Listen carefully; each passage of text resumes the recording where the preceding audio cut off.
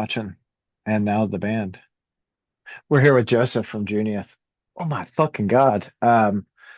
What first I need to say uh I was not familiar with Junius prior to Carl from Action PR. Thank you, Carl. Like reaching out, sending the promo out. So I listened through it and I'm like, man, this is really fucking good. So I send it to a buddy of mine, like one of the singles. I'm like, dude, check this out. He goes, I fucking love them, dude. I've loved them for a lot of years. I'm like, why didn't you tell me, dude? What the fuck? I know, yeah, we're one of those bands. Like, but like, it you're so fucking good. And I've listened to three albums. The album in 2011, Yeah, reports. Yep, and then 2017, yep. Journal and rituals. yep, and the new one, Yep. Sot Sotera. Sotera. Yep. And I see the band evolving, and like Sotera is in my opinion, it is much heavier than the other two, Yeah, awesome. That's good. and it is they're all fucking beautiful. Like, Oh, thank but you. I love that. I'm gonna say this, and I hope you understand what I'm saying. So, like Deftones, Yeah, right? Every album they have is very different from the other stuff, but there is that Deftones like sinew through it all. yeah, yeah. That's you guys fucking do it as well, which is fucking it's awesome. The constant Thanks, man. evolution. Oh, Um, thank you. Thank you. so I think I'm done with my little fangirling for now. Uh, No, that's awesome. Thank you. Yeah, yeah. I'm glad you think Sotera is heavier because had done a couple interviews so far and I can't tell if some people think it is heavier because I'm saying it is and I'm not getting a reaction from people. So I'm like, maybe it isn't. I don't know. I consciously tried to make it heavier, and I know Turtle Rituals does have its heavy, like some pretty heavy moments, but yeah. So Tara was, I was like, I need this to be the heaviest thing we've done. So I, what I've heard, I would say you are there. Like it is perfect, the heaviest thing I have heard from you thus far. perfect, So awesome. so what was your intent with trying to go as heavy as you could? Just It was so we. I wanted to do more something that was well. Okay, first of all, it wasn't when we started. We kind of wrote a different album before, um, and then I found the concept for the album because I didn't have a concept really before, and so I was writing just music without direction, and it wasn't as heavy. Um, and then I found something that was like inspiring to me. So, uh, and the subject matter needed to be very heavy. Um, so I was like, okay, I have to really like intentionally like push it because my instinct, I like heavy, but heavy doesn't, it's more musical chord progression. Like it could be heavy or it wouldn't change anything, but I purposely wanted a little more chugging and a little more, galloping, guitar lines and trying to bring it into that world, into the metal world a little bit more because I think it matched with what I'm talking about. Um, and so yeah, so I'm glad. Yeah, I'm glad you saw that. yeah, for sure. I not just saw it, I felt it. Like which is Awesome. I like I listen to um I listen to a lot of different music, right? Yeah, I tend to listen to a lot of like death metal and doom. yeah, And I try to throw in um, some post metal and some post rock, which is it's almost like a palate cleanser after like a death metal album. Throw on a post rock album, and it's like, oh, all right, Yeah, yeah, yeah. what's you know? Um, so I feel like what the music that you guys are writing has it has a very well balanced uh progress through Sotera, I think for a fan of music, someone who likes music overall, right? Yeah. It kind of gives a little bit of the softness, it gives a little bit of the heavy, and your voice is it's reminiscent to us old folks, right, who grew up in Hmm. the 80s. Hmm. Uh,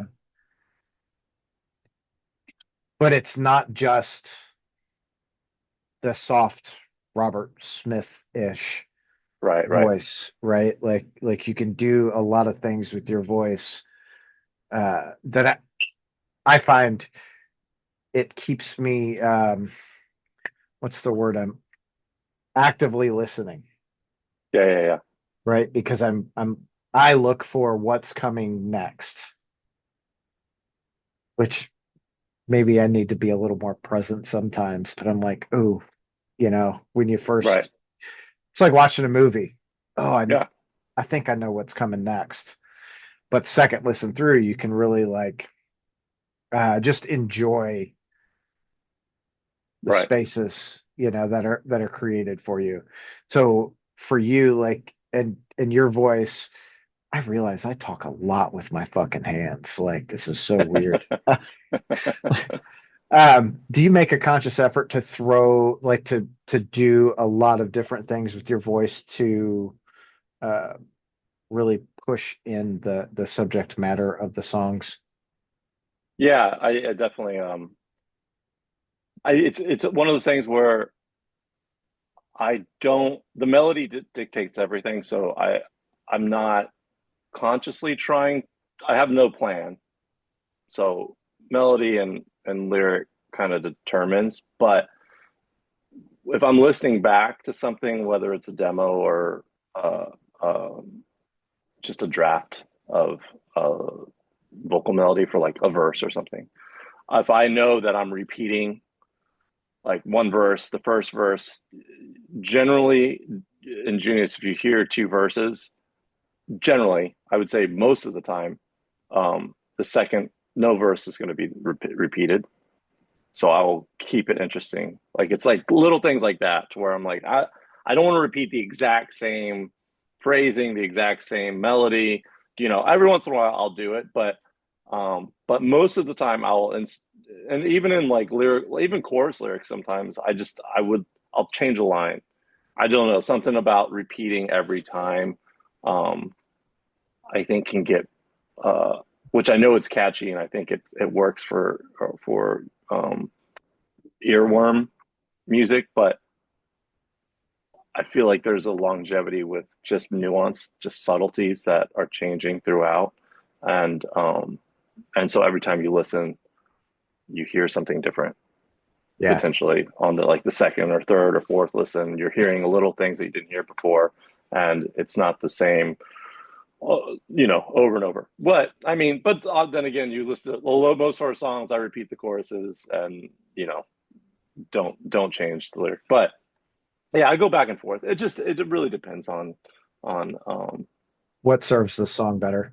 what serves the song better and what keeps me interested. Yeah. Like because I'm my own worst enemy. So like, or biggest critic, I should say. And then if I'm like I'm already bored, then I'll change up the second verse or throw in a weird line change here or something.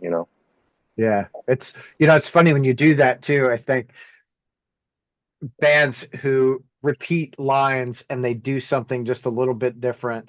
You go to a show and you have those catchy lines that do that, and the crowd starts singing and they miss, you'll see a couple of people like, oh, wrong line, shit. But Yeah, it, yeah, I'm it's there. always I'm that guy. I've fucking done it 100 times.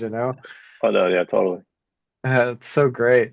Do you find yourself getting bored a lot when you're writing? No, not necessarily, not musically generally. The hardest part for me is always lyrics and vocals. That's just the yeah. And it's not really a boredom. It's more or less like I'm hypercritical, and sometimes I think I'm too hypercritical, where I kill it. I kill the fun, and so you know, I think that's where I'm like I got to do this. I got to do that. I got to do that. And sometimes I get it gets away from me, and I'm like, okay, I went too far. Like now you're just getting real weird, and for and no one else is gonna care about how weird I'm getting. If anything, it might annoy people, um, but there's a balance. But yeah, it's not really more. I guess it's not really boredom. It's more like I'm gonna listen to this 1,000 times. The song I'm gonna be listening to.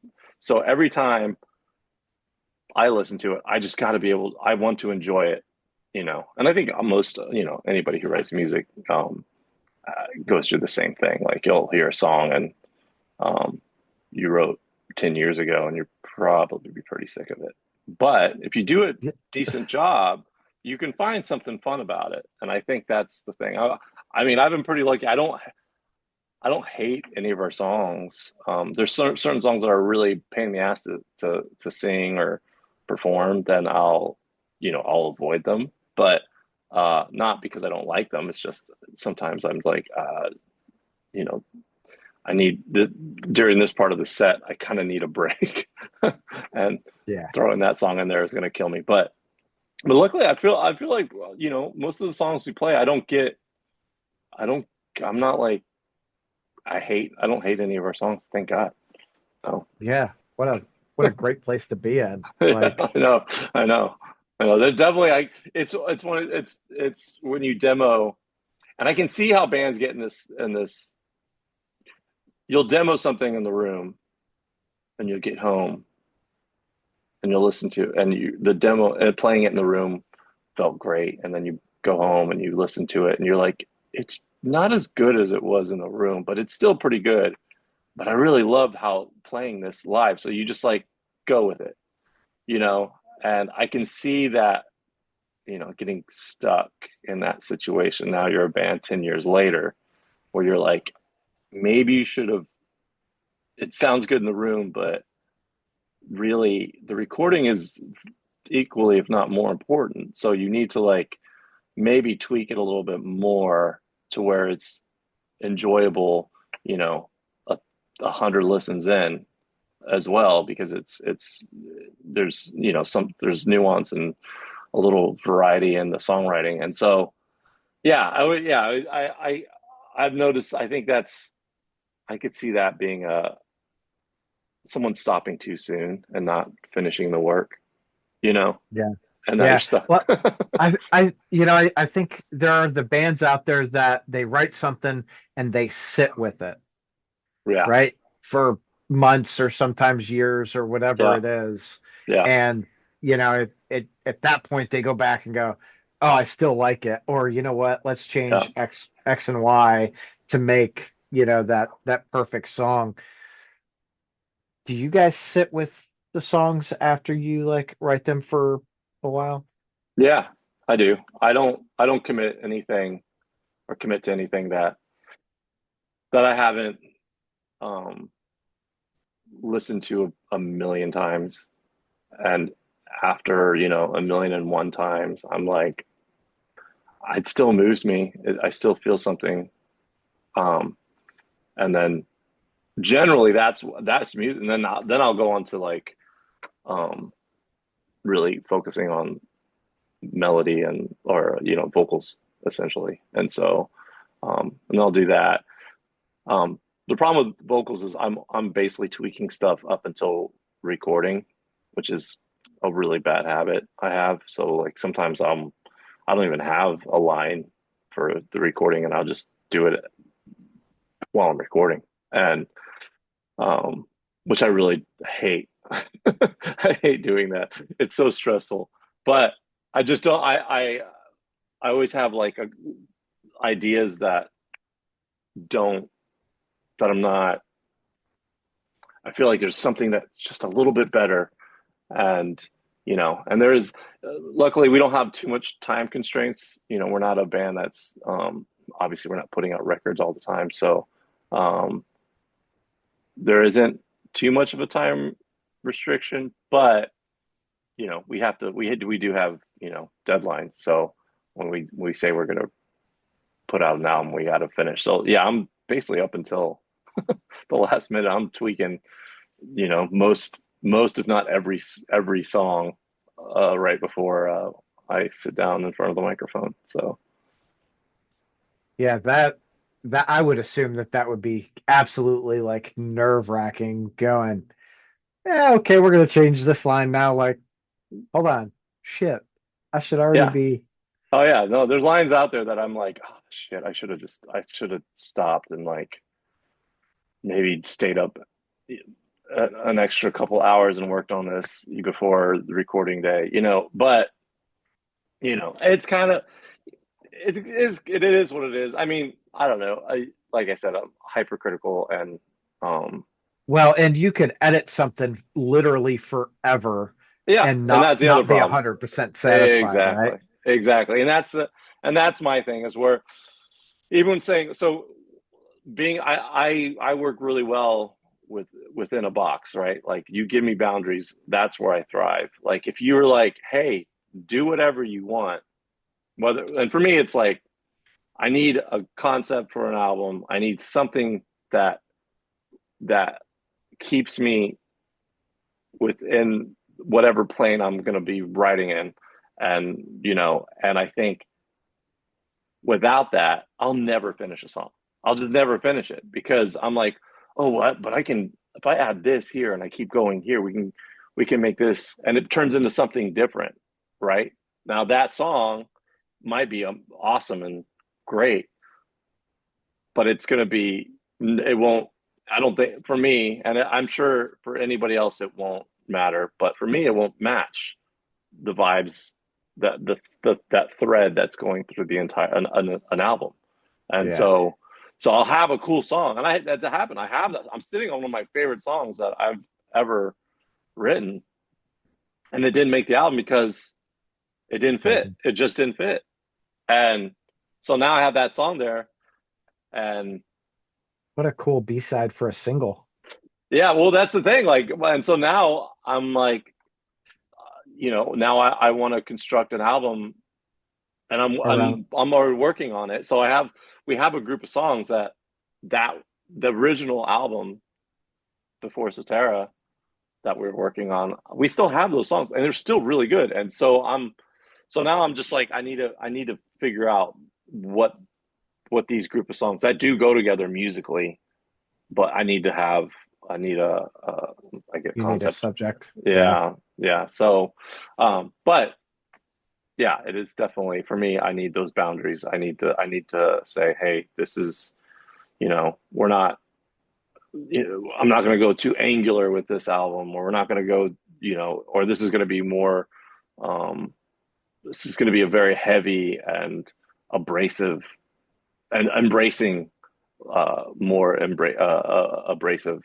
uh, sounds and sonically, have it more in your face. And that Sotera was kind of like that. Like I was like, let's go. I don't scream that much on albums. Oh, very rarely. I do it live, but I don't albums. So I was like, I'm gonna embrace that for Sotera. I'm gonna embrace a way more chugging and galloping guitar lines, and I'm going to embrace that there's no clean. There's almost other than Lucifera, other than that, there's like almost maybe Scythian has some clean in it, but very very minimal clean like Right. happening throughout. So um, and a lot of our albums have like a clean back and forth, uh, distorted clean. But yeah, so yeah, definitely the boundaries help. Yeah. You know, it's funny. Some people work really well with boundaries. Other people are like, I can't fucking stand it. Like, Yeah, just let me do my thing. yeah, yeah. Right. I totally get that. I totally get that. I mean, I don't know why. Whatever I connect with it. It makes me feel good. It makes, I just think, you know what it is too, is also, I know I'll finish. If you give me a boundary, I know I'll finish an album. If you don't give me a boundary, I'm gonna just keep going. And then, even even though it's been 10 years since our last album, so I don't know how true what I just said I'll, was. I'll just, I mean, you've got an you've essentially got an album now, and you wrote another album to put out. Yeah, I mean, there we look. If we should have more music coming out in less than 10 years for the next one. So, um, yeah. So hopefully we get something going uh, sooner than later. But You know what? All in good time. Like whatever that means. And I absolutely respect that it's not like we have to put an album out every year or every 2 years. I think yeah, most bands are on that like 2 year cycle. Let's right, put it out, tour, stop, write. right. You know, it's Yeah, it's the fucking machine, and um, it's great because a lot of bands that I fucking love, I'm sure that you love too, are on yeah, that 1 and 2 year cycle. yeah, But it when an when you like a band and they're not on that cycle and they just kind of do whatever, when that album comes out, you really you you might just hear that first single, you find yourself really craving to hear what the rest of it is, yeah, and it yeah, for me it drives me like deeper into it. yeah. No, no. I think the album cycle. I think for certain bands, I think it does it. I mean, that's the way it's been forever. Is Yeah. whenever it's a year to 2 year album cycle, and I think there's certain bands that um, thrive in that. It keeps them, it keeps them it, on the road. it's the boundaries for It's them, the right? boundary for them. They got to do it. It's a time thing. They got to finish. They got to make it work. And I think for me, um, my boundary is, and I bet those bands don't writing. They'll just write and they'll get it done. And then I Some of them, I would say that some of them are gonna just like, okay, we're gonna write an album, do it, done, and others are gonna be like, okay, this time concept album. right, Okay.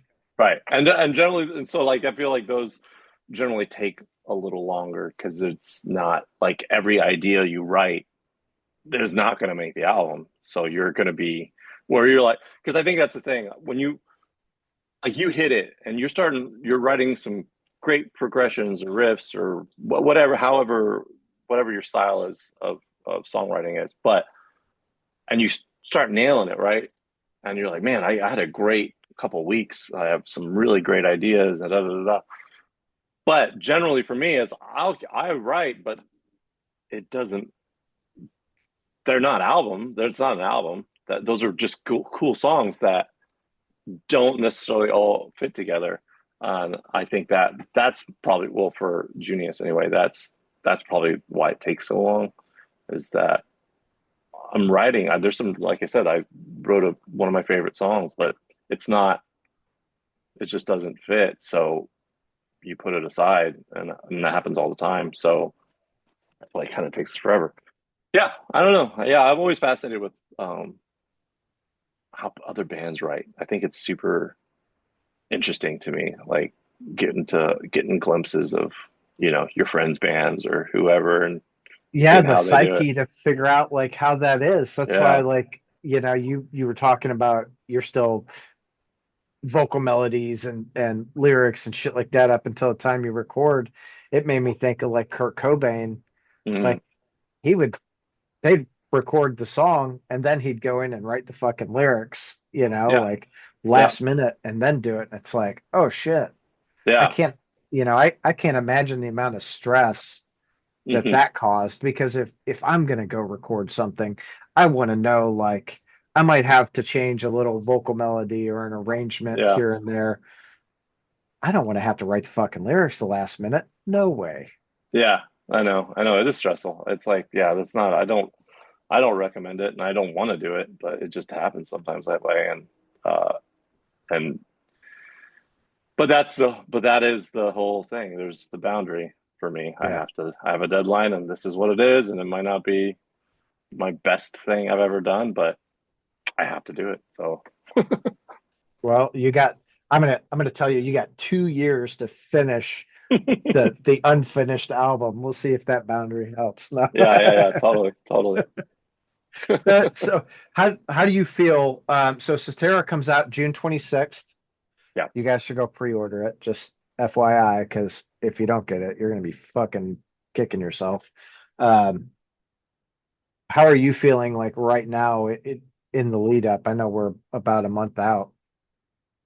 Pretty good. I mean, so far, it sounds like people are into it. Everyone we played it for generally says it's like the best thing we've done, um, which is cool. You know, I think it's amazing. I mean, it's obviously it's very different than, you know, Martyrdom or some of it's completely different animal. But yeah, I think if you're into heavy music, I think people really dig it. And so far, the interviews we've been doing and press stuff has been real positive. So I think that's a good indicator. But and as far as, you know, people feedback online seems great. I haven't, you know, I mean, knock on wood. I mean, everything seems good so far. So Yeah.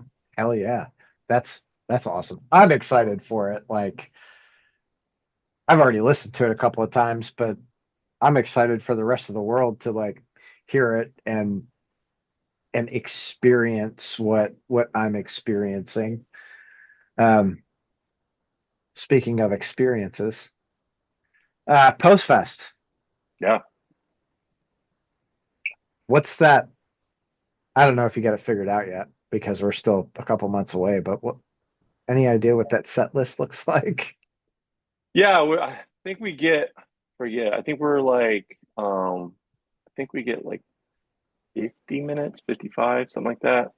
Um, and we are pretty much playing almost the entire new album, and it's going to be it's going to be a heavy set list.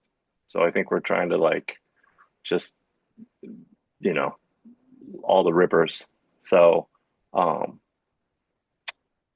I actually, yeah, I don't think we've 100% narrowed it down, but because our set it's pretty similar to what we're touring on the way out there. So um, that set it'll be just be a little shorter than the one we're playing at, you know, on the clubs on the way over. Yeah.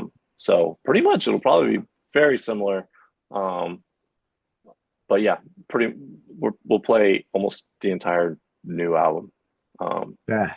so yeah, I mean we're excited to play. I mean we've been we meet up once a week and rehearse and um, run the album, and I think, you know, every time it gets better and better and better, and so yeah, so it should be good to go by the time we're hitting Oh the yeah. road. Yeah, That'll be exciting. So last year was my first experience with Postfest.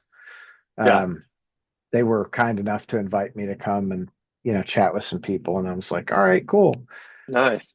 Man, I was so blown away with what they've cultivated over the years. Like the crowd was absolutely amazing.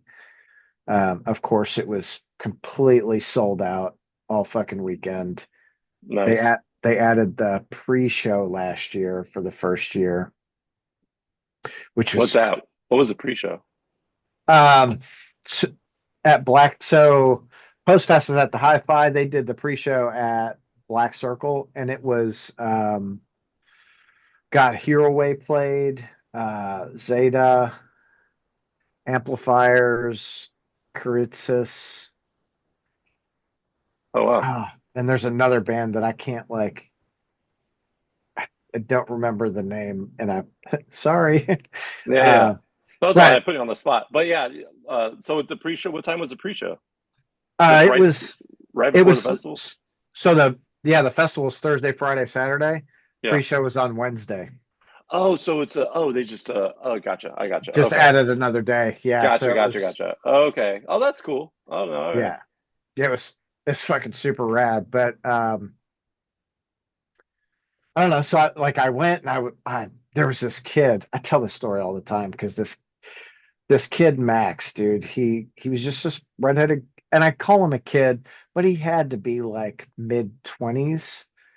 Um, so a kid still kind Young. of. Yeah. Yeah. Okay. So at the pre-show, he's fucking. I don't know. There's 5 or 10 feet between like us and the stage, and he's like, "Can I go in front?" Like, yeah, go ahead, dude. He gets up there, he's just dancing his fucking heart out. I'm like, hell yeah, this is what we want to see, like Hmm. just getting into it. And every time I went to go see a band, he fucking like Friday night, this one sticks out real big. I'm watching Pianos Become the Teeth, Oh, nice. and he is there like front and center singing every fucking word. And it was like, oh my God. And then we watched This Will Destroy You, and Oh, he's over there dancing, and we watched We Lost the Sea, and he is front. The second We Lost the Sea set, he is front and center with his mom right next to him, and they are both just into it. And I'm like, this is so fucking awesome. Like, this is what music is about, right? Like, yeah. Yeah, that's awesome. enjoy it how you want to. So I have so much love for Nathan, Derek, and Sean and what they've done with Yeah. Post Fest. Yeah, yeah. Yeah. No, they've done a great job. Yeah. That sounds awesome. I'm glad it's getting bigger. It sounds like it's, yeah, it sounds like last year was probably the biggest year. Yeah, I don't. Did you go Yeah, before or was that your first time? that was my first time. Oh, okay, okay, okay. Yeah, yeah. That's So awesome. this year, as of right now, things might change, but as of right now, it was just me last year, and I kind of had some friends come, but this year I think my wife, my daughter, and my nephew are all Oh, going cool. with me. Oh, So that'll be great. Oh, that's awesome. yeah, gonna be super cool. Is there a band that like on the lineup that you're looking to see? It'd be cool to see Kai Lessa again. Haven't seen them. I don't know the last time I saw them. It's been a long time. I'm trying to think. I gotta look at the. I don't even remember all the bands that are playing. Oh yeah, sorry. Yeah, put me on the spot. I know. Haha. uh, hold on. Let's see here. I'm doing Um, this. I'm pulling it up too.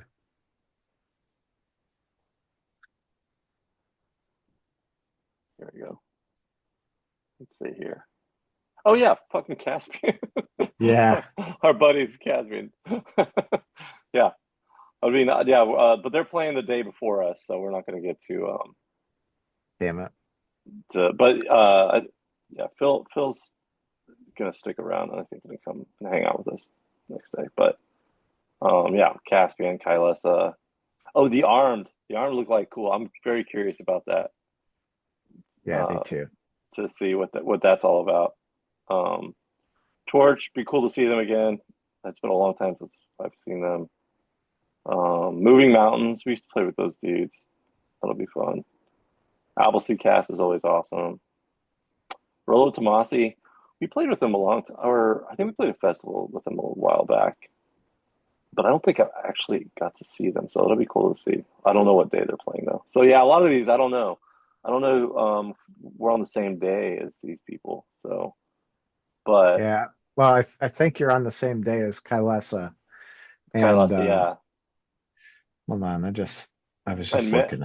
And Minsk is they're touring with us on the way there. So, but I'll get to see them every day, so it'll be sweet.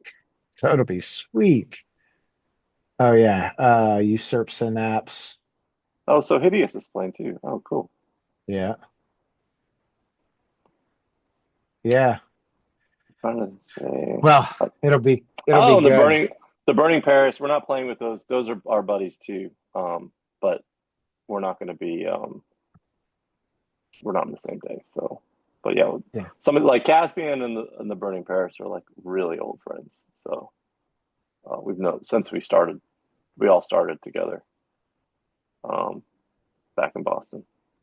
That it's really wild to think about. You all these bands in a community or scene or whatever you want to call it start, and you see some like just go like super busy. Like I feel like Hmm. Caspian tours so much, Oh you yeah, know. yeah, Uh, and other bands are like, hey, we're just gonna kind of do our thing, and then you meet up on the road, yeah, yeah. and it's like, I oh know, shit, I haven't seen I you in know. like 5 years, dude. You Yeah, know? yeah. That's yeah. It'll be cool. I mean, um, yeah. We well, Caspian and Burning Paris. The Burning Paris were they were like kind of like the big deal back when we were starting out. So they were getting all the cool big shows in like I want to say 2000, early 2000s. And we'd go see those guys, and yeah, they were like the buzz around Boston for a long time.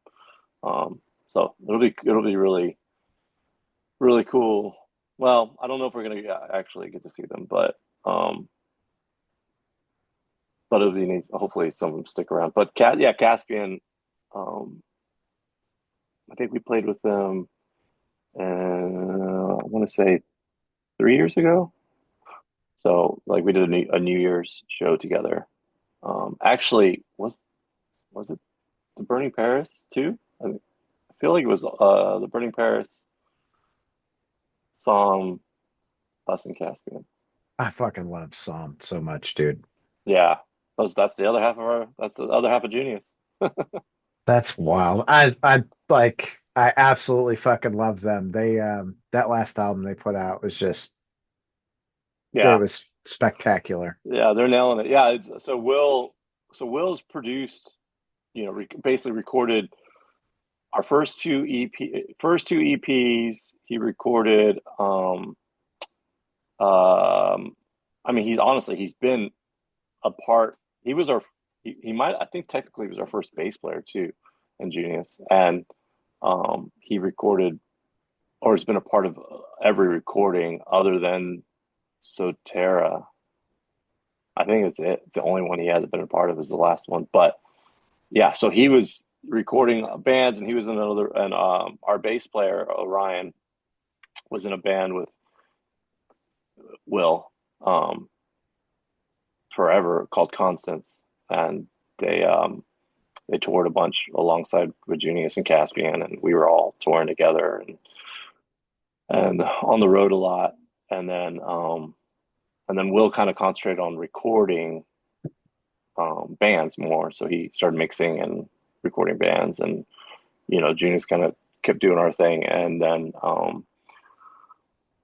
when Junius split, um, the two dudes started another band, then Will was like wanted to do the band thing again, and so they kind of just all started writing together. And actually, it's and Justin from Caspian, the drummer from Caspian. So that's and like yeah, I've known these guys forever. I've known Justin. We met Justin when he was like 17. His band like played in where was it, Fargo? I think that's where we met him. But yeah, so I've known these guys for God really long time. So but yeah, some they're nailing it right now. They got especially with the way shoegaze is like blowing up again. Yeah. It's crazy to see It, like all these shoegaze festivals and shoegaze lineups, and they're like big money happening over there. dude, it's so fucking wild to see. And it's great, it's sludge, I think, is doing the same thing. Like it's just absolutely exploding, and it's weird to go to a show, especially like a sludge show. Like Yeah. I want to go see Crowbar or I Hate God, right? And you go to the show Hmm. and you're like, are you old enough to be in here? Yeah, I know. Like That's so crazy. what is going on? Yeah, Crowbar's they're everywhere now. Yeah, I Yeah. love it. I love it.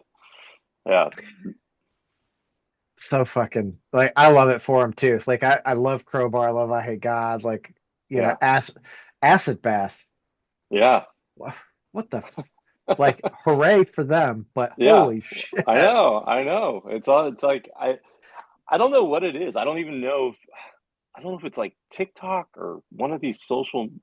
Crowbar is TikTok 100%. Is that what it is? Yeah, because I Yeah. feel like TikTok's like this like a whole world I don't even know about, and I feel that's bringing back in a good way, um, kind of this weird, like like getting teens back into like listening to rock music, and Oh, dude, it's you know, I I was talking with Sammy Due from, Acid Bath, and I was like a couple months ago we were in Cleveland. I'm like, "Hey, what, it's so weird." I remember ish when Acid Bath was around the first time.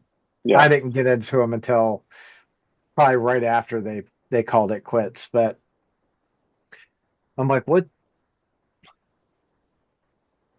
first, how does it feel, right? To be like that and then this. Yeah. And he's like, it's fucking weird. I'm like, where'd it come from? He said, I think it was the goth girls on OnlyFans diddling themselves to Oh acid. no, really? Yeah, That's that's what so funny. That's hilarious. I did not see that one. Okay. no, me neither. But hey, like whatever makes the band blow up, right? Hmm. Like,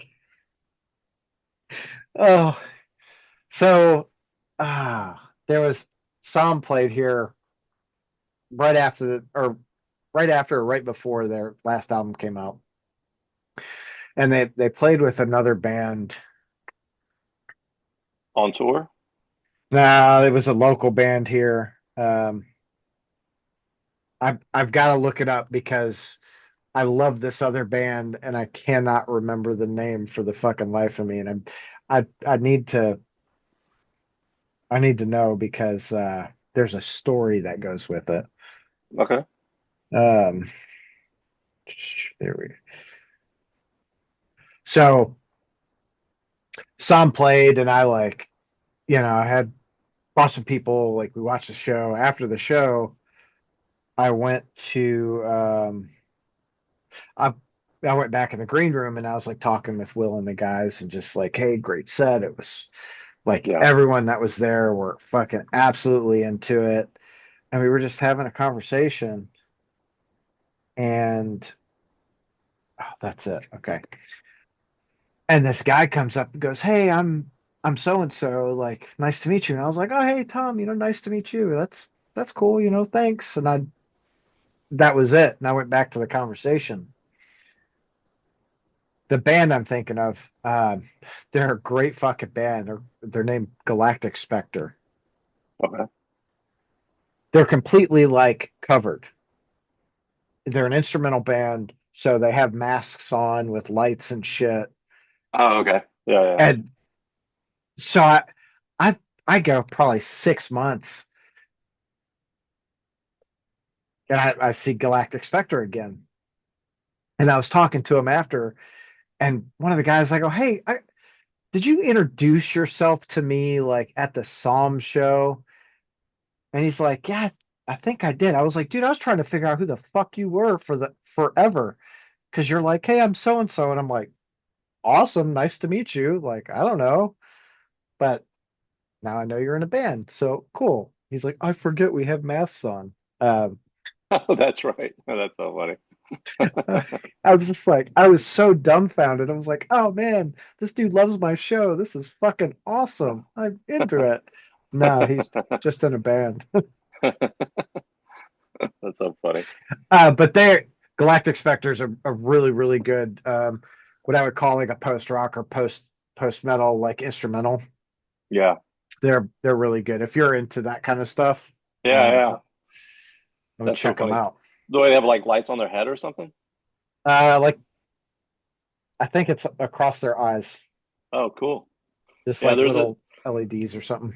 there's this band called Celeste. I think they're I want to say German. And they've been doing that. I mean, they've been doing it for a long time. Um, but they would all dress all in black, and they'd have a red light on their head that would, so when they're rocking out, just like these red laser lights going everywhere. It was pretty That's cool. that's pretty cool. I'm gonna have to look that up. That Yeah, Celeste. It's Celeste. Yeah, they're and we played with them, I feel like more than once. But yeah, they were cool. rock and roll. Well, okay. So what has been, in your career as a musician, what has been a highlight for you? A highlight? Oh man, everything's a highlight. It's just cool that you get to play music. Yeah. I don't know. I mean, we've done some cool stuff. I mean, I think touring with really cool bands. We've gotten tour with Enslaved and Catatonia, and um, we've gotten to record and Henson Recording Studios. That was a big highlight. That was our a real yeah. I'd say the two biggest highlights. I would say if I had to put it, or I guess it'd be three, would have been because it kind of goes in order. Henson Recording Studios. We got to record Martyrdom there.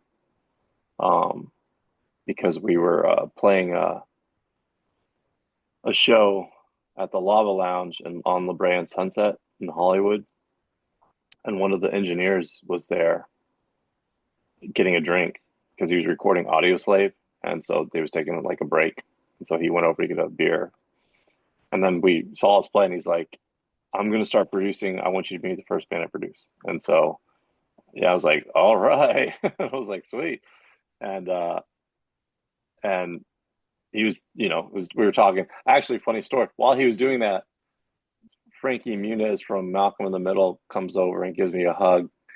Um, in the middle as he walks away because we got him into the show, and he like walks off, and then you can see Tom looking at me like, "What the hell was that? Was that Malcolm in the Middle just gave you a hug or whatever?" But that's another story. But like then we got that. Um, then they took care of us, and the deal was we could just go and record there for free, but we have to work around the schedule of the studio. And so it was two engineers there, and they brought us in. And I mean, we just had to like, you know, move out of the way for like Justin Timberlake or Mariah Carey or you name it. We were in the studio with surrounded by everyone. Like, you know, Akon, Mel Gibson was next door for a while. Shakira was next door. Chris Cornell recorded. And I got to like, I was sitting there and I could hear a guy on the other side of the door, and it was Chris, and he was singing and no music, just him singing a cappella.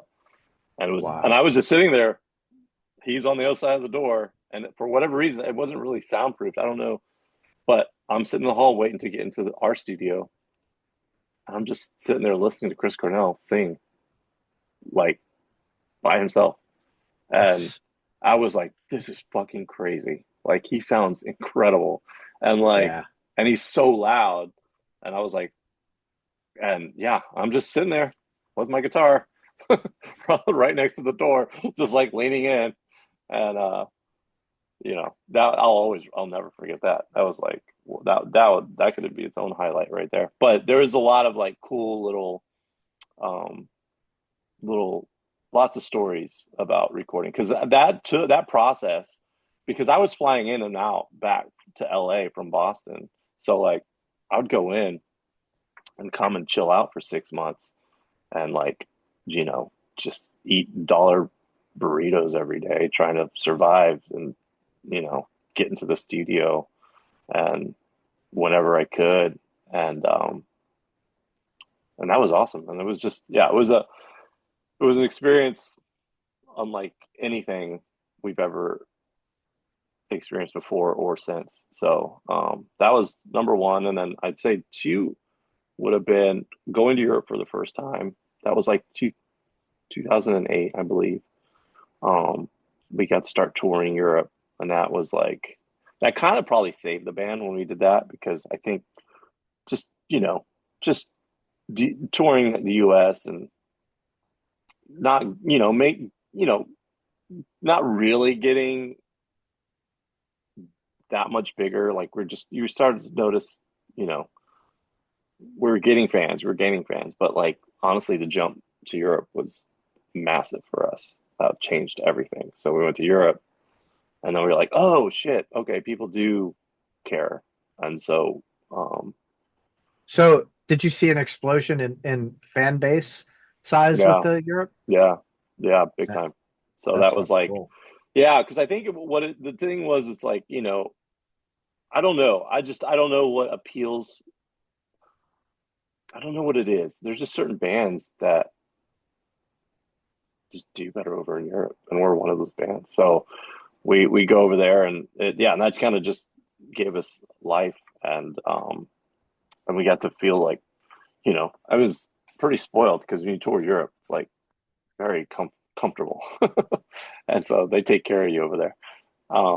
And I was like, oh, okay, this is I could definitely get used to this. So we'd actually go to Europe like twice a year sometimes, like just go back and forth, and we do about 6 weeks to 2 months over there, and then come back, and we were touring a lot back then, and so that was a big one. And then I think um, three was getting getting on the tour with Enslaved. I think was like one of the coolest um, touring things we got to do because that was we've done like smaller tours. Like I think we were opening up for I don't know smaller bands, but like not Enslaved was just you know kind of like a legendary band that you got to like and as it was us because we took over for Ghost. They couldn't get over. That's why we got on the show. So yeah, so Ghost had some visa issues, and so we replaced them, and so it was originally going to be Enslaved, Ghost, and Alcest, and then it became, which is really great for Alcest because it became Enslaved, Alcest, Us, and so it really jumped. Alcest jumped off on that tour, and which was fantastic. And so we did that tour, and that was like a lot of fun because the Enslaved guys are just really, really good dudes. They're just awesome people. And I fucking I love hearing that about yeah. Oh yeah. legendary Me acts too. Me because too. you're always afraid like oh Yeah. man I hope they're not dickheads. I know. It's always that's I know. Definitely get your heart broken multiple times with that. But no, Enslaved were above and beyond good dudes. They were like Oh yeah. they'd bring like local beers sitting backstage in our little green room that they'd bring in to make sure, you know, to try out and do like just very sweet things that they didn't have to do. And we would have still been fine. If they didn't do half the stuff they did, we would have been like, oh my God, you guys are great guys. But they were just genuinely sweet people. Um, and then and that was yeah, that was a big one. So I think those are like kind of the big three as far as that highlights for the band, you know. Yeah. What did you learn on that enslaved tour that you took? Um, well, I think enslaved the good and the bad was I learned obviously you seen these guys are just hard workers. Like these guys bust their ass. Like, you know, we're hard workers too. Like I mean, we're DIY, we're playing the worst of the worst and you know, we'll play for 5 people, we don't give a shit. So, but they were, you know, they had that same work ethic on that level and they didn't seem they didn't expect anything. They just, you know, worked worked really hard, put on the best show they could, and moved on to the next night. You know, and you just put the work in. And but I also learned like that was my first because when you're you know when you're in a band and you get to see and you see all these other bands who um, are career bands and you know you don't know what makes that happen because I mean some of these bands they're not the greatest bands in the world but they have a career and people love them And you're like, okay. I mean, so to me, I'm like, oh, anybody can do like it. You just don't know what's gonna click, right? And so you have a band like Enslaved, who are great band, awesome dudes, and have and did click, you know, and they're touring all over, and they've been touring since the '90s, you know. Um, but I did notice, I was like, it is still a struggle. Like, it is not. They're not living that The life, high life. Yeah. you know. And Yeah, I it's not remember, the 80s. They're not 12 pounds of cocaine to no, do every night, you right. know. Well, and I bet you if they were in the '80s, they'd be rolling in it. But like, I think, you know, it was my first glimpse into being like, okay, you still have to have jobs. Yeah, even if you're as big as Enslaved, like a lot of Yeah. those dudes, I mean, they had to have jobs, you know. And I sat there and I was like, oh fuck, and it really, really kind of bummed me out because I was like, oh, there's just no end. Like you just always you get to the next level and there's just more you have to do and it just never ends. And so in a way it was kind of freeing too because I was also like, well, then let's just write the best album you possibly can and um not worry about anything else. Because who Kind care? of I mean, right. you It know, kind of takes away that like, oh, we've got to write the perfect album to get all the success. We can to all quit our success. jobs. Like, Yeah, nah, no, nope, we still got to go to our yeah. fucking jobs. So You let's still got just to go to your jobs. Like, I mean, you got to get real big. I mean, what? I just someone, I don't know, my algorithm, I don't know, was it was prepping you for prepping this. me for this, but there's this clip of this band. I know I'm saying like a band called Periphery, but I don't know them very well, but I know the name, Yeah. and they're like a big band. Like, I looked at their Instagram, they're like pretty sizable.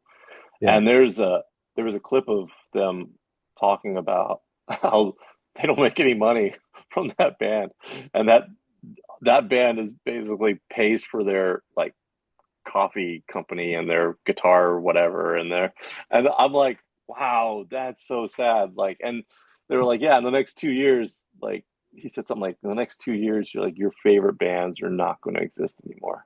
Like, there's no way anybody's making money doing this, and um, and I was like, holy shit! I mean, hearing something like that from a band that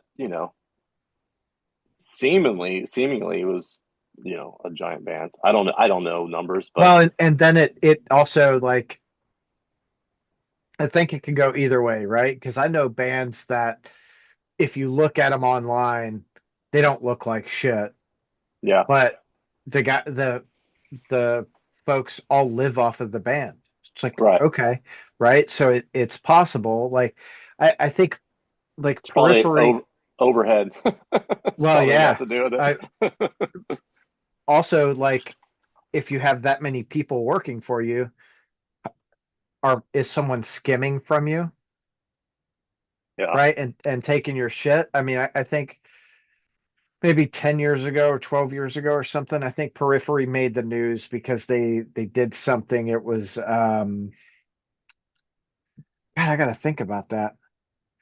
May I feel like one of the guys was driving a Porsche and they took a sponsorship deal and everyone's like, "Oh my God, you're fucking complaining about money, but you're driving a Porsche and you got the sponsorship." And it's like, Oh, really? yeah, So it might not be as bad. They're just probably not. yeah. Well, and I don't know. It might also be that bad now, you know. I mean, But look, I don't know anybody who's making it right now. I mean, in music, I don't. I've honestly never.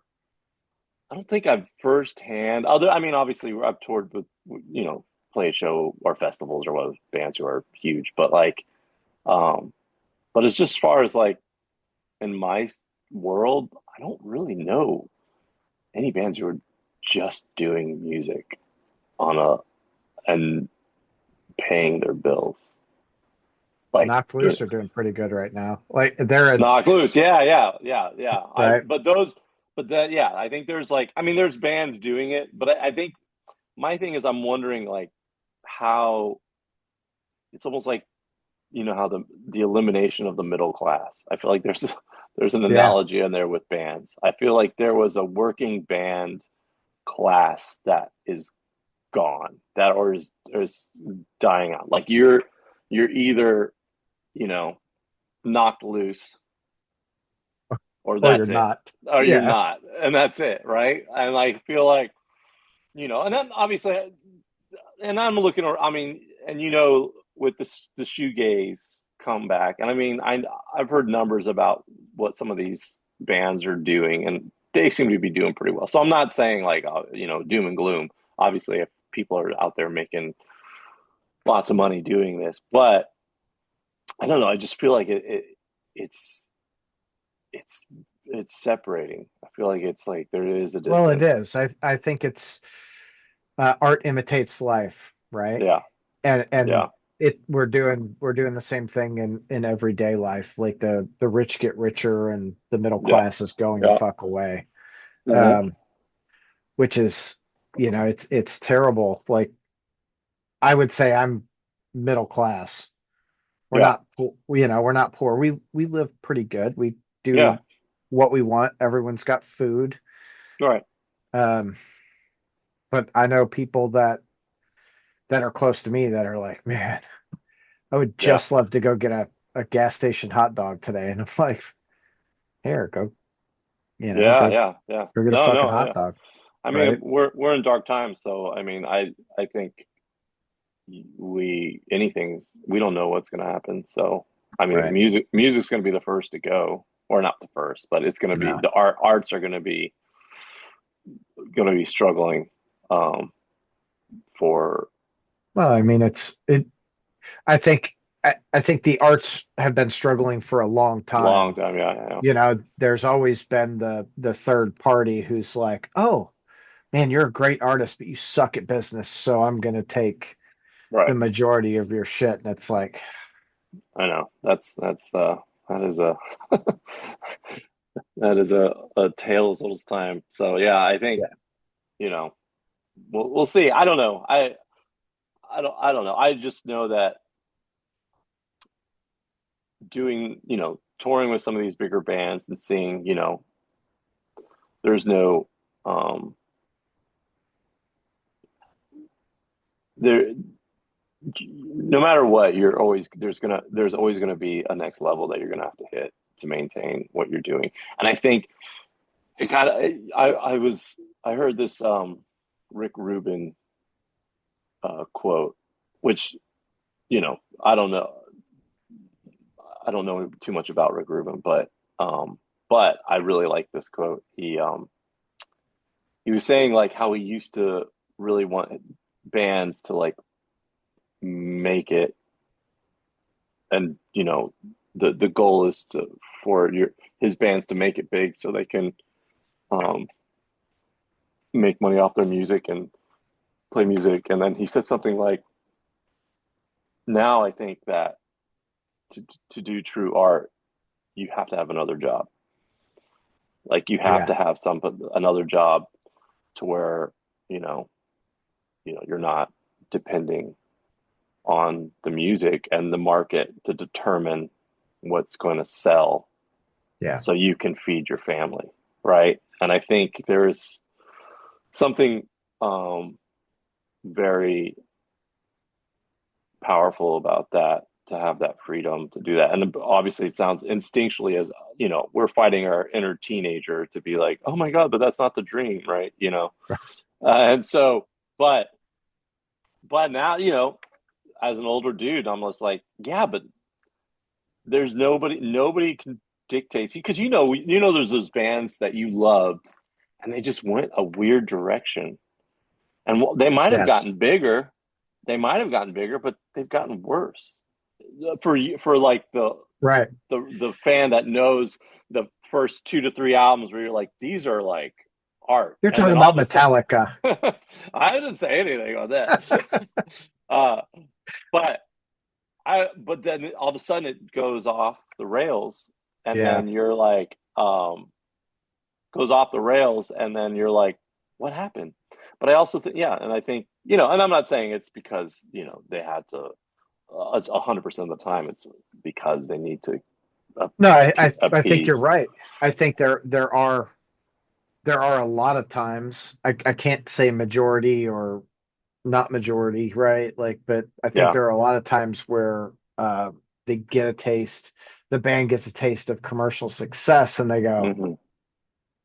"Oh, Yeah. if we craft more shit like this, Yep. we don't have to do so much of this." Awesome, Yeah. Yeah. right? So, Totally. I think that that quote like nails it. Like to do true art, you can't really rely off of it to pay your fucking bills because then there's that outside influence on you Yep. saying needs to be a little more palatable for the masses. Yep. Yep. It's yeah. I always think about that too. You know, as someone who's like, oh man, I wish I was just only doing one thing and doing music all the, but Yeah, but do I, you? I have, I have no, I have no, I write whatever I want. Like, Right.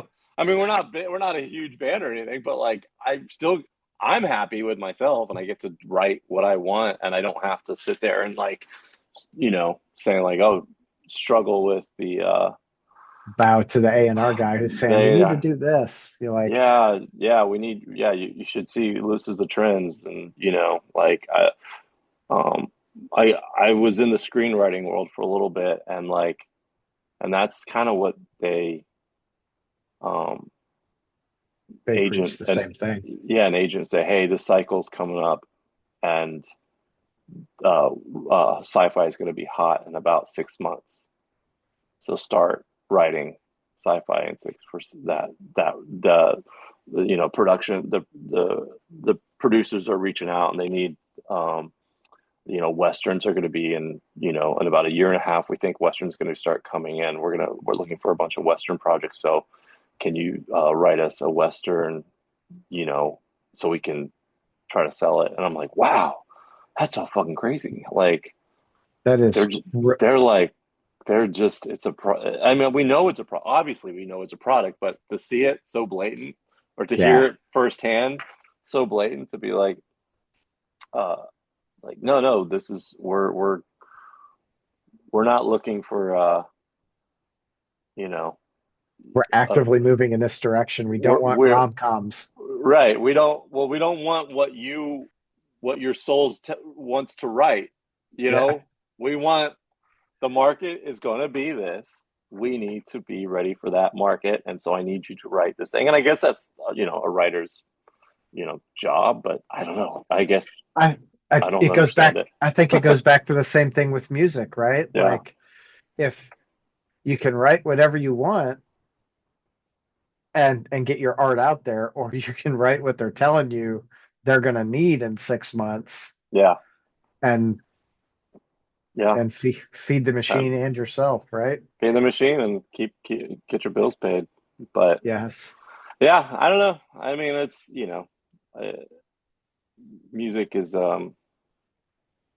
it's always been a tough industry. you know, there's Yeah. the heydays. I know there's people out there who are making it a bajillion dollars, but Yeah, but I think the reality is as many bands as there are, and everyone's like, I just want to play music all the time, and that's awesome. I hope everyone that wants that gets to do that at least for a period of their life to feel it. But the bands that actually make it and are doing well for themselves are 1% of the 1%, yeah, I know you know? it's such a rare it's a rare thing. It's an accomplishment for sure. Like when you see a band that like I obviously you mentioned Deftones earlier. They're like one of those rare bands that are just absolutely artists, but also they don't give a fuck, and I it think works. that is what like that is One- kind of what sets them apart too, right? yeah, Like totally.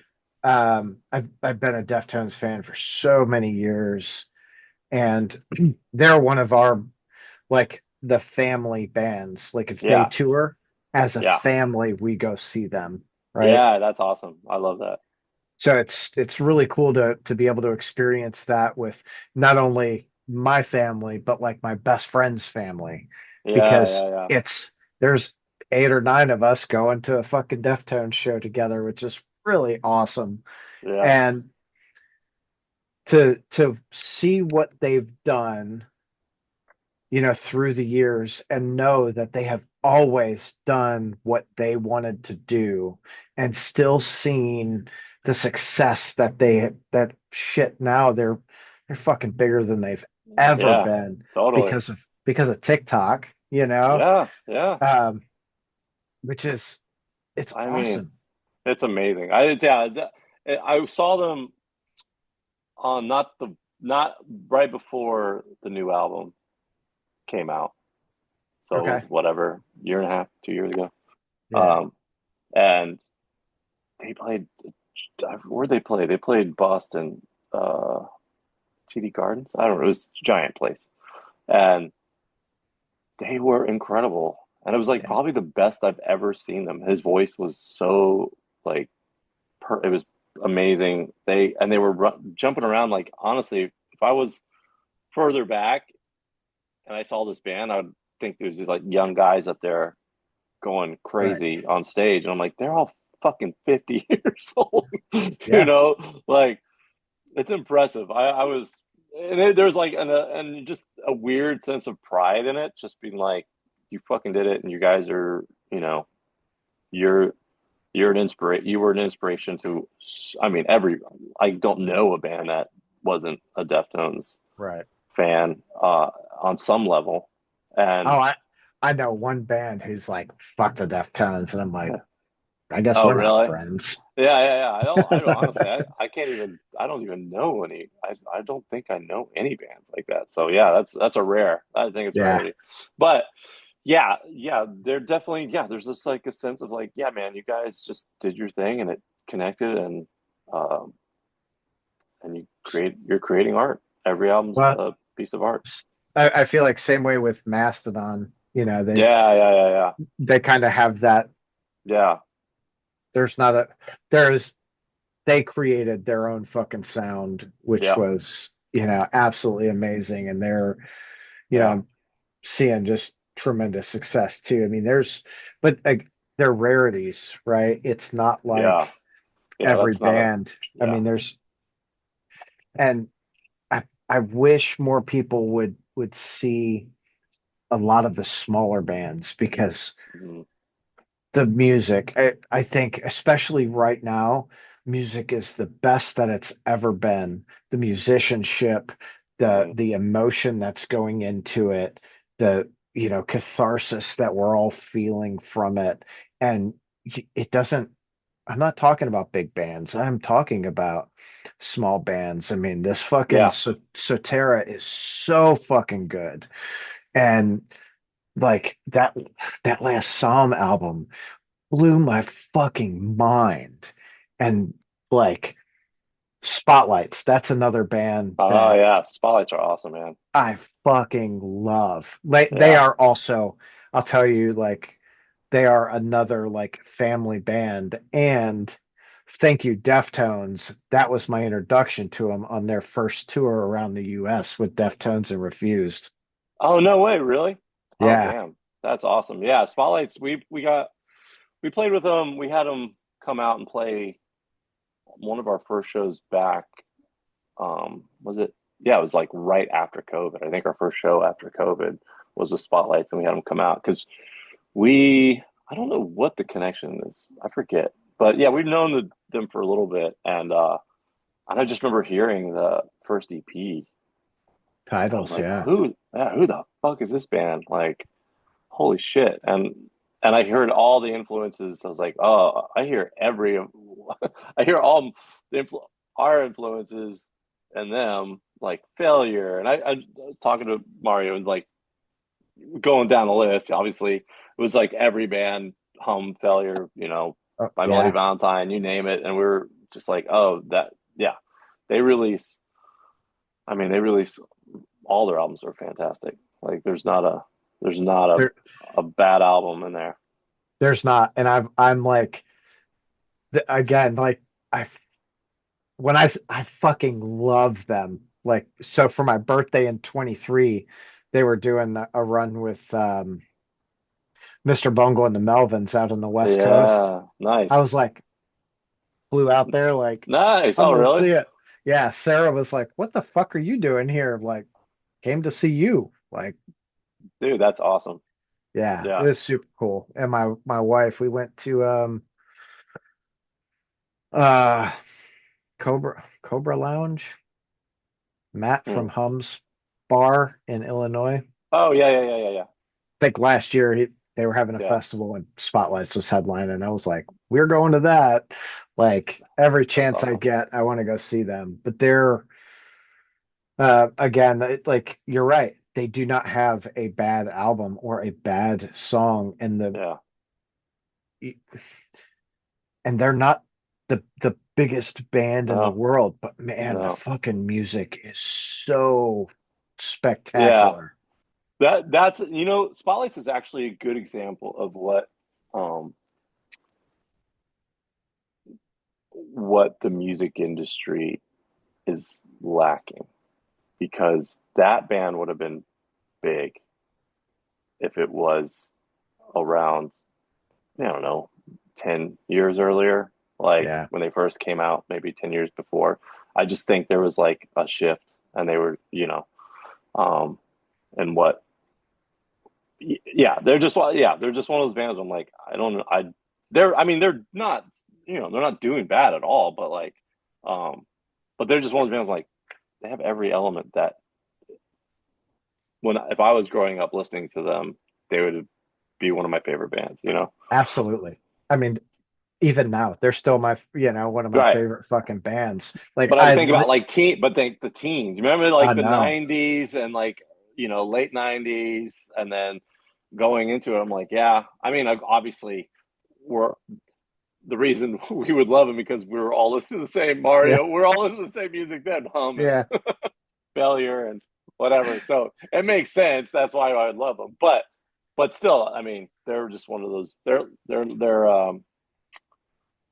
yeah, they're like a band's band, and I mean, they're just a great band anyway. But I feel like they're not going to go away. Oh, I don't think so either. I think Yeah, they're going to be one of the bands that they just continue to grow and grow. Like to see when I so obviously I saw them with Deftones and Refused, and that was a 7 or 8 thousand seat um yeah. Was it fucking like try was it arena? no, it wasn't an arena, it was amphitheater, Oh, amphitheater. Oh, sick. something like that. I'm like, Yeah, yeah, yeah. I was like, oh, they fucking blew my mind. So I've seen them there. I saw them in a room with 50 people, Yeah, and my probably my favorite time seeing them was right after Alchemy of the Dead on the Mr. Bungle Melvin's tour yeah, at the yeah, Palladium in LA. And of course, I know why I'm there. So I'm yeah. as right before they start, I walk up. I'm 10 feet from the stage, just like ready to enjoy because there's a lot of room. Halfway through their set, the fucking room is packed and Oh, people nice. are in awe watching them. And I'm like, I'm so happy for you, but fuck, I just want to be the only person watching you play. You know what I mean? Like, Yeah, I know. um, but it's really cool to watch. I did it with Psalm too, like to watch bands play and people go, "Oh my God, Yeah, like I've been missing this." Yeah, yeah, you fucking yeah. have. But you're That's here awesome. now, and that's what matters. Yeah, yeah. Well, I mean, well, Psalm's I mean, they're a relatively newish band. I mean, Yeah, Spotlights what have been are the around. 3 albums? Yeah, 3 albums, but they're like doing the album cycle, the classic one. They're Yeah, knocking it out every 2 years. yeah. Um, but yeah, yeah, like that, they're Spotlights are definitely. 10, 11 years now. Yeah, 10 or 11 years into it. Yeah,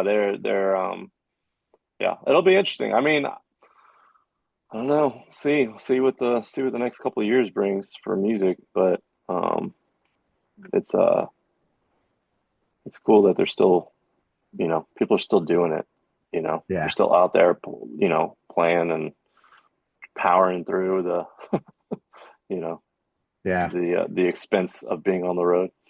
I feel like, with the shoegaze thing, I think Spotlights is kind of, is really like Hmm. leading the current charge, with their like doom influenced. Yeah. Well, they pull from everyone, so I think they can. That's why I'm like they're one of those bands they can tour with anybody, like Yeah. anybody. They're yeah they're I can't even the amount of collective influences that band has in their music that they're able to um, create their own thing, but still have these powerful influences. Like it's a talent Yeah. to do something like that, and I think they're going to pull from a lot of different uh, audiences. I think that's their strength is I think if they can get on uh, more diverse tours every tour, like don't play with the band that sounds like home every tour, like a Right. band like Spotlights could play with a shoegaze, a doom band. They could play with, Shit. They've played with you know, crossover bands. They the played, crossover bands. They could play with indie pop band. They could play with yeah. honestly, they could play with just about any band. And they would they would like garner such a cool fan base that um, I think is, I think yeah, it's a cool. They're a great band. They, but they are one of the bands that are making it playing, right? Yeah, they're. Well, I mean, they're lifers. Yeah. they're Yeah. they've adjusted their life to do this. Like 100%. yeah, I've talked with them, and it sounds like they've got it locked Yeah, in. I mean, it was very intentional, right? Yeah. Like the Uh-huh. move from New York, like Yeah. everything. And Yeah. I love it. I love that they went at it and that it's it's working for them. Like that Yeah. is, Totally. I know. I know. I and love it. It's I'm inspiring. fucking here for it. Yes, it is. Okay, Joseph, dude, I've had such a good time talking with you. I said it before, I'll say it again. Thank you so much for giving me your time this evening. I am, if I am able to be at Post Fetch, which that is my goal right now. That's where I'm gonna be. I can't wait Yeah, to see man. your fucking set, Yeah, dude. definitely. Where are you right now? Where do you I live? live in Louisville. Oh, you okay? All right. Yeah, we're not. I'm thinking. Yeah, we're Ohio's the closest I think we're getting. Um, Yeah, you guys are in Youngstown, which is yeah, Indianapolis it's the is the best too far. option. Best option. Yeah, Yeah. man. Well, Dell, yeah, come on out if you can. It should be a good Hell yeah. time. Yeah. Oh yeah. Yeah, it'll be a great time. I'm certain of it. Go have a great night. I think that there's going to be a lot of happy listeners with Sotera. Awesome. Thank you, man. Oh yeah. See ya. See you, Tom.